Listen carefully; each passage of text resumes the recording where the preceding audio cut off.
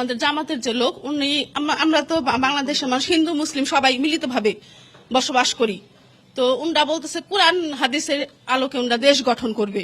তো এইভাবে যদি উনরা দেশ গঠন করে তাহলে মহিলাদের শিক্ষা ব্যবস্থা নিয়ে উনাদের কি চিন্তা ভাবনা?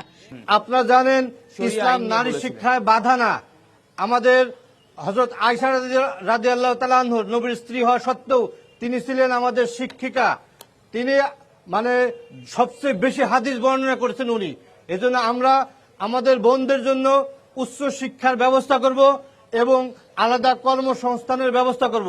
সেই সাথে আমাদের বোনরা যাতে করে আমাদের নির্বিঘ্নে চাকরি করতে পারে, পেশাগত জায়গায় আমরা ইফতিজিং সহ সকল কিছু বন্ধ করার ব্যবস্থা করব।